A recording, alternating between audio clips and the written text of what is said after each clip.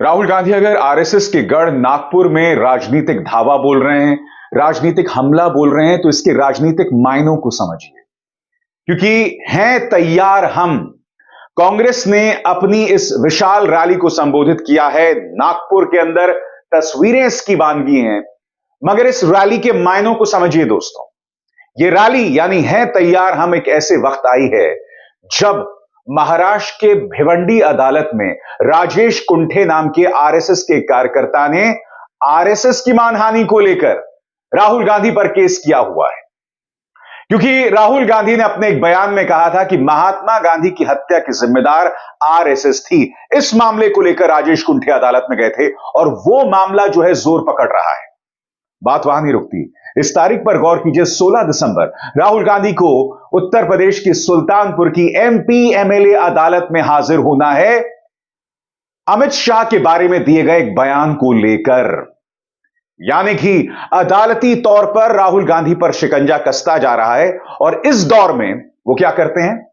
इस दौर में और इस वक्त में वो नागपुर में, जो कि आरएसएस का गढ़ है, वहां पर वो एक चुनावी सभा को संबोधित करते हैं। एक तरह से शंखनाद है लोकसभा के लिए कांग्रेस के चुनावी कैंपेनिंग का। क्योंकि लगातार कांग्रेस की इस बात को लेकर आलोचना हो रही थी कि आखिर क्या वजह है कि कांग्रेस जोर नहीं डाल रही। और यही नहीं, कुछ ही दिनों बाद राहुल गांधी की न्याय यात्रा शुरू होने वाली है, जिसका आगाज मणिपुर से होगा और जो खत्म होगी मुंबई में।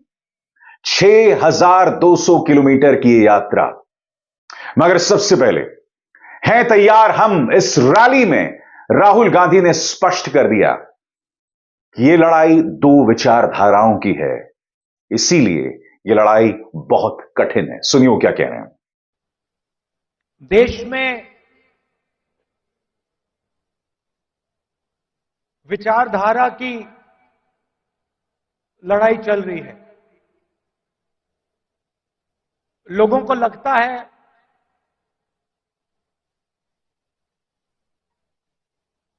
कि राजनीतिक लड़ाई है,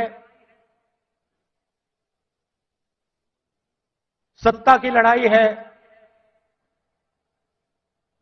वो है,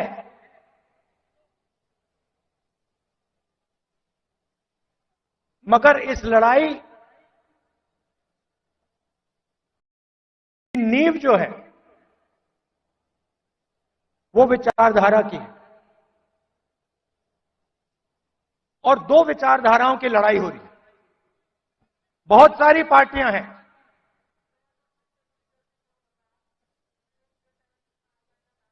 एनडीए में है, इंडिया अलायंस में है।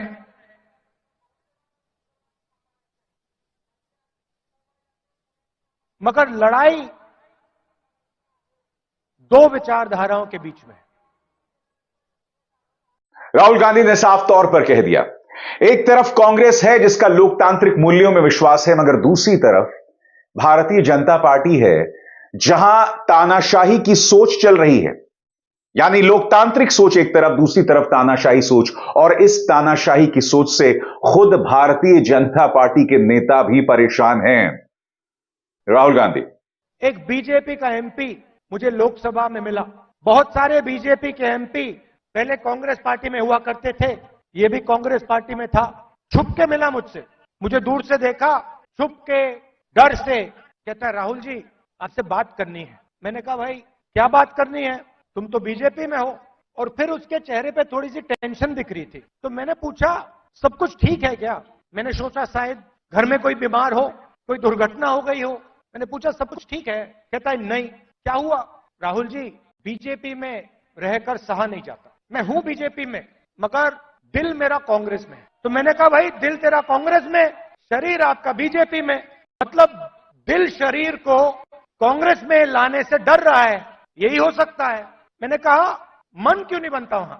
आप एमपी हो, आप मुझे हिंट दे रहे हो, मन क्यों नहीं बनता? कहता है राहुल जी बीजेपी में गुलामी चलती, जो ऊपर कहा जाता है वो बिना सोचे समझे करना पड़ता है। हमारी कोई सुनता नहीं है, ऊपर से ऑर्डर आता है। मतलब जैसे पहले राजा ऑर्डर देते थे, ऊपर से ऑर्डर आता है और उसका पालन करना पड़ता है।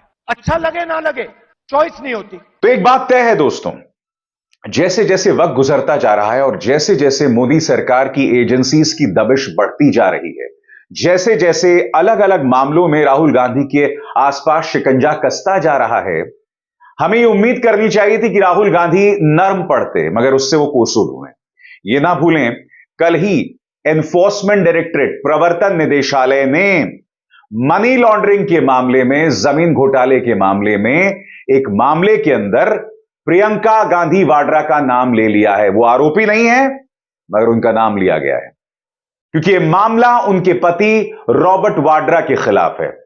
आपको यह सोचकर अजीबोगरीब नहीं लगता दोस्तों? याद कीजिए 2014 से पहले जब भाजपा सत्ता में नहीं थी, तब मैं नहीं भूला हूं कि रविशंकर प्रसाद ने एक प्रेस कॉन्फ्रेंस किया था और उसका नाम था दामाद नामा, क्योंकि आप जानते हैं सोनिया के दामाद है रॉबर्ट वाड्रा, और पूरी कोशिश थी कि किस तरह से रॉबर्ट वाड्रा ने अपने रसूख का इस्तेमाल करके कई कॉन्ट्रैक्ट्स को हासिल किया।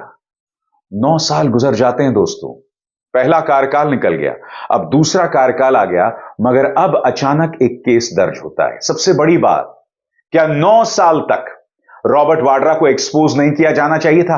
अब जबकि 2 या 3 महीने बचे हुए चुनावों में, और जबकि इस बात को लेकर सुगबुगाहट है कि प्रियंका गांधी वाड्रा बनारस में सीधी चुनौती प्रधानमंत्री को दे सकते हैं, अचानक ये मामला उग्र हो जाता है। तो एजेंसीज दबाव डाल रहे हैं, मगर राहुल गांधी झुकने को तैयार नहीं है।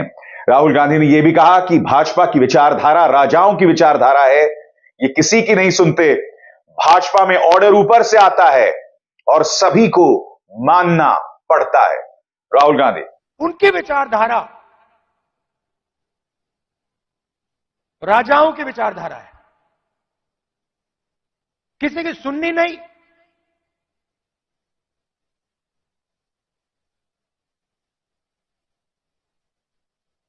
ऑर्डर ऊपर से आएगा,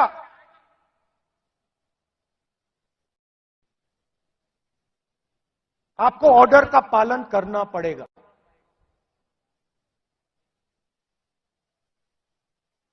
कांग्रेस पार्टी में आवाज नीचे से आती है। हमारा छोटा सा छोटा कार्यकर्ता हमारे किसी भी नेता को टोक सकता है। राहुल गांधी ने यह भी कहा कि लोकतंत्र इसलिए खतरे में है क्योंकि भाजपा ने तमाम संस्थाओं पर कब्जा कर लिया। उन्होंने यह भी कहा कि मीडिया का तो काम है ना लोकतंत्र को बनाए रखना, लोकतंत्र का चौथा खंबा, मगर मीडिया पूरी तरह से गुलाम है भाजपा की। सुनते हैं। कॉन्स्टिट्यूशन आपके वोट से अलग अलग संस्थाएं बनती हैं, ये आपकी संस्थाएं हैं, चाहे सुप्रीम कोर्ट हो, इलेक्शन कमीशन हो, ये आपकी संस्थाएं हैं। सारे के सारे इंस्टीट्यूशंस पर ये कब्जा कर रहे हैं। आप हिंदुस्तान की सारी यूनिवर्सिटी देख लीजिए, सारे के सारे वाइस चांसलर आज एक संगठन के हैं। उनको आता होता कुछ है नहीं, कुछ नहीं आता उनको। हिंदुस्तान के वाइस चांसलर आज मेरिट पे नहीं बनते हैं।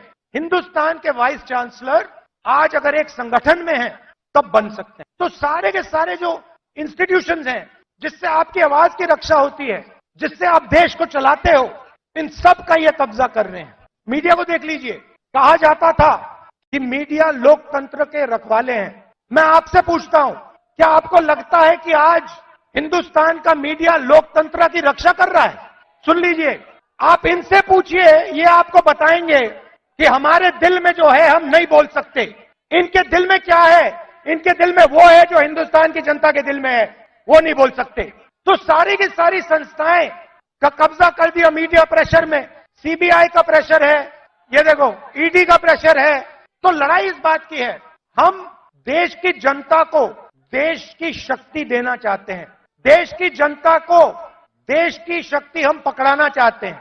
दोस्तों, इस मौके पर कांग्रेस अध्यक्ष मल्लिकार्जुन खड़गे भी मौजूद थे। उन्होंने भारतीय जनता पार्टी और आरएसएस पर करारा प्रहार किया। उन्होंने कहा कि हमें अंग्रेजों के गुलाम नसीहत ना दें, और जाहिर सी बात है उनका इशारा किसी और की तरफ नहीं, आरएसएस की तरफ था। उनका इशारा सावरकर की तरफ था, जिन्होंने अंग्रेजों से करीब 1 दर्जन बार, लगभग 1 दर्जन बार जो है वो माफी मांगी थी। मल्लिकार्जुन खड़गे, ऐसे ब्रिटिशरों को हमने भगाया है। क्या मोदी को डरेंगे? क्या बीजेपी को डरेंगे? क्या आरएसएस को डरेंगे? अरे वो लोग तो डर के ब्रिटिश के गवर्नमेंट में काम करते थे। वो लोग डर के उनके साथ दोस्ती की है। ये डर के माफी नामा मांग लिए। तो ये लोग डरपोक है। ऐसे लोगों के खिलाफ लड़ना, आप तो बहादुर लोग हैं। और जैसा कि अभी राहुल गांधी जी ने कहा, आप तो शेर है, बब्बर है। खड़गे ने सख्त तेवर अपनाते हुए कहा कि अगर आरएसएस को नहीं रोका गया तो देश बर्बाद हो जाएगा। पिछले 10 साल में देश में भाजपा और राष्ट्रीय स्वयंसेवक ये देश को तंग कर रहे हैं। और ये जो संघ की सरकार है, अगर इसको नहीं रोक सके तो देश बर्बादी की ओर जाएगा और लोकतंत्र खत्म हो जाएगी। देश का संविधान जो बाबा साहब अम्बेडकर और पंडित जवाहरलाल नेहरू जी ने मिलकर बनाया, वो भी खत्म हो जाएगा। दोस्तों, पिछले दिनों से क्या हो रहा है कि राहुल गांधी लगातार युवाओं से मिल रहे हैं। याद कीजिए, बिहार से करीब 1000 किलोमीटर मार्च करने वाले अग्निवीर योजना के नाम पर जिनको ठगा गया था, उन युवाओं से राहुल गांधी मिले थे। हाल ही में झज्जर गए थे, जहां वो पहलवानों से मिले थे, उनसे रूबरू हुए थे। वो लगातार नौकरी का मुद्दा उठा रहे हैं, एक ऐसा मुद्दा जो कि प्रधानमंत्री नरेंद्र मोदी की कमजोर नब्ज है।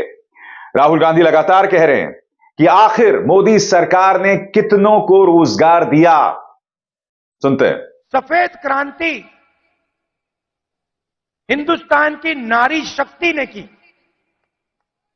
हरी क्रांति देश के किसानों ने की। किसानों की शक्ति ने हरी क्रांति की। आईटी रेवोल्यूशन देश के युवाओं ने किया। कांग्रेस पार्टी ने मदद की, कांग्रेस पार्टी ने विजन दिया,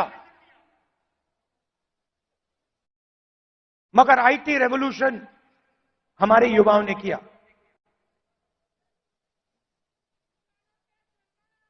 अब मैं आपसे पूछना चाहता हूं कि पिछले 10 साल में नरेंद्र मोदी जी ने कितने लोगों को रोजगार दिया है?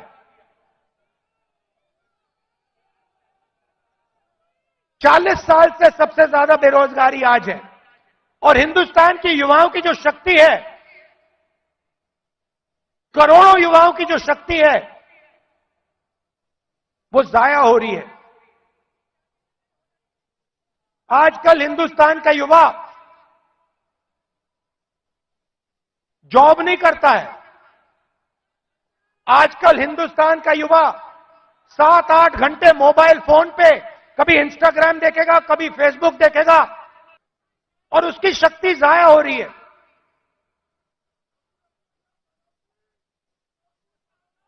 एक तरफ किसानों पर आक्रमण, युवाओं पर आक्रमण, और दूसरी तरफ हिंदुस्तान के 2-3 अरबपतियों को देश का पूरा धन दिया जा रहा है। यह सच्चाई है। और इसके लिए उन्होंने जिन युवाओं से मुलाकात की थी, जिन्होंने बिहार से पैदल मार्च किया था, वो खबर जिसे मीडिया ने पूरी तरह से इग्नोर कर दिया था, ब्लैकआउट कर दिया था, क्योंकि देखिए खबर बहुत बड़ी थी। अगर कुछ युवा हजारों किलोमीटर चलकर दिल्ली आ रहे हैं, उन्हें कुछ वादे किए गए थे सेना में स्थायी नौकरी को लेकर, मगर उसे पूरी तरह से नजरअंदाज कर दिया गया। अग्निवीर योजना, इसको लेकर भी राहुल गांधी ने मोदी सरकार पर करारा प्रहार किया। सुनते हैं। कुछ युवा आए मुझे कहते हैं, राहुल जी, अग्निवीर योजना से पहले हमें आर्मी में ले लिया गया था। 1,50,000 युवाओं को हिंदुस्तान की सेना ने और एयरफोर्स ने एक्सेप्ट कर लिया था। उन्होंने फिजिकल टेस्ट पास कर दिया और एक्सेप्टेंस उनको मिल गई। 1,50,000 युवा। मोदी सरकार ने अग्निवीर योजना लागू की और 1,50,000 युवाओं को उन्होंने आर्मी में, एयरफोर्स में नहीं आने दिया। देश प्रेम की भावना थी, रो रहे थे, मेरे सामने रो रहे थे, आंसू आ रहे थे, कह रहे थे सरकार ने हमारी जिंदगी बर्बाद कर दी है, जिंदगी खत्म कर दी, हमारा मजाक उड़ाया जाता है, गांव में हमें झूठे सैनिक कहा जाता है। इतनी भी इज्जत नहीं रखी, उनको अग्निवीर योजना में भी नहीं आने दिया, बाहर उठा के फेंक दिया। फिर कहते हैं हम देशभक्त हैं। इससे देश का फायदा नहीं होने वाला, और पूरा का पूरा फायदा, देश का धन चुने हुए लोगों के हाथ में जाता है। राहुल गांधी ने उस मुद्दे को भी उठाया जिसका फायदा उन्हें हाल ही में मध्य प्रदेश, छत्तीसगढ़ और राजस्थान के चुनावों में नहीं मिला, यानी कि जातीय जनगणना। आपकी मौजूदगी के हिसाब से सत्ता में आपकी भागीदारी। और राहुल गांधी ने साफ कर दिया किस तरह से नौकरशाही वाले मामले में भी तमाम जो पिछड़ी जाति के लोग हैं उन्हें नजरअंदाज किया गया है। सुनते हैं। मैंने पार्लियामेंट में सवाल पूछा, बीजेपी के लोगों से पूछा, हिंदुस्तान को 90 लोग चलाते हैं, आईएएस के अफसर हैं, पूरे बजट को बांटते हैं। मैंने पार्लियामेंट में पूछा कि इनमें से ओबीसी कितने हैं, दलित कितने हैं, आदिवासी कितने हैं। बीजेपी के लोग चुप हो गए। ओबीसी की कम से कम 50% आबादी है, दलितों की 15% आबादी है, आदिवासियों की तकरीबन 12% आबादी है। 90 अफसर में से 3 ओबीसी हैं। कैसी ओबीसी सरकार चल रही है? उनको कोने में बैठा देते हैं, छोटे छोटे डिपार्टमेंट पकड़ा देते हैं। हिंदुस्तान की सबसे बड़ी कंपनी, 100-200 सबसे बड़ी कंपनी की लिस्ट निकालो, मुझे दिखा दो इनमें कौन सा ओबीसी है, कौन सा दलित है, कौन सा आदिवासी है। स्टेट की ब्यूरोक्रेसी में दिखा दो। आबादी आपकी 50%, दलितों की 15%, आदिवासियों की 12%, और भागीदारी आपकी कहीं भी नहीं। टॉप कंपनीज का नाम निकालो और मुझे दिखा दो इन कंपनियों में ओबीसी कहां बैठा हुआ है, दलित कहां बैठा है, आदिवासी कहां बैठा है। और ये सिर्फ मैं आईएएस की बात नहीं कर रहा हूं, हर फील्ड में ये हालत है। तो मैंने सवाल पूछा, मैंने कहा देखिए जाति जनगणना होनी चाहिए, देश को पता लगना चाहिए कि इस देश में ओबीसी कितने हैं। उसके बाद नरेंद्र मोदी जी के भाषण बदल जाते हैं। पहले अपने आप को ओबीसी कहते थे, मेरे भाषण के बाद कहते हैं हिंदुस्तान में तो सिर्फ एक जात है, वो भी गरीब। अगर हिंदुस्तान में सिर्फ एक जात तो आप ओबीसी कैसे बन गए? तो हमने निर्णय ले रखा है, जैसे ही हमारी सरकार आएगी, दिल्ली में आएगी, हम जाति जनगणना आपके लिए करके दिखा देंगे। दोस्तों, अंग्रेजी में अक्सर एक शब्दावली का इस्तेमाल किया जाता है, डेविड वर्सेस गोलायत। इसका मतलब क्या है मैं आपको बताता हूं। मुकाबला 2 लोगों में है, मगर एक है निहायत ही ताकतवर, भीमकाय, और दूसरा उसके मुकाबले में शारीरिक तौर पर बौना मगर हौसला बेपना। यह लड़ाई काफी हद तक वैसी है। राहुल गांधी के आसपास हर गुजरते दिन के साथ शिकंजा कसता जा रहा है। राहुल गांधी के लिए चुनौती बहुत कठिन है, मगर वो पीछे नहीं हट रहे हैं। वो आरएसएस से भिड़ रहे हैं, भाजपा से तो भिड़ ही रहे हैं, आरएसएस से भिड़ रहे हैं। और यह कहा जा सकता है कि आजाद भारत के इतिहास में आरएसएस जितनी नफरत नेहरू से करती थी, शायद वो उतनी ही नफरत राहुल गांधी से कर रहे हैं। जिस तरह से आरएसएस के खिलाफ नेहरू ने अपनी बात रखी, उनकी विचारधारा, उनकी विघटनकारी विचारधारा के खिलाफ अपनी बात रखी, उसी पुरजोर तरीके से राहुल गांधी रख रहे हैं। फर्क यह है कि नेहरू जब अपनी बात रख रहे थे तब वो सत्ता में थे, वो प्रधानमंत्री थे। राहुल गांधी सत्ता से कोसों दूर हैं, क्योंकि सत्ता पर हैं प्रधानमंत्री नरेंद्र मोदी, जिनके वर्चस्व को चुनौती देना फिलहाल नामुमकिन दिखाई देता है। लोकसभा चुनाव आ रहे हैं, मगर इस वक्त एक बहुत बड़ा धड़ा यह कह रहा है कि प्रधानमंत्री को हराना नामुमकिन है। और इन हालात में राहुल गांधी बीजेपी और आरएसएस को सीधी चुनौती दे रहे हैं। अगर वो ये लड़ाई हार जाते हैं तो इतिहास के पन्नों में गुम हो जाएंगे, मगर अगर इस लड़ाई में वो मुकाबला कर पाते हैं तो यकीन मानिए जितने भी राजनीतिक व्यक्तित्व रहे हैं, राहुल गांधी कांग्रेस में अपना एक खास मुकाम बना लेंगे। मगर उसके लिए इंतजार करना पड़ेगा। यह भी देखना होगा कि क्या कांग्रेस कुछ कठोर कदम उठा सकती है, क्या राहुल गांधी कुछ कठोर निर्णय ले सकते हैं, क्या पॉलिसीज को लेकर, नीतियों को लेकर देश की जनता को कांग्रेस एक नई सोच, एक नई दिशा दे सकती है। क्योंकि जब तक कांग्रेस ये नहीं करेगी, स्वाभाविक सी बात है वो एक विकल्प के तौर पर नहीं उभर सकती। और इंतजार ज्यादा नहीं रह गया है, वक्त ज्यादा नहीं रह गया है। अभिजार शर्मा को दीजिए इजाजत। नमस्कार।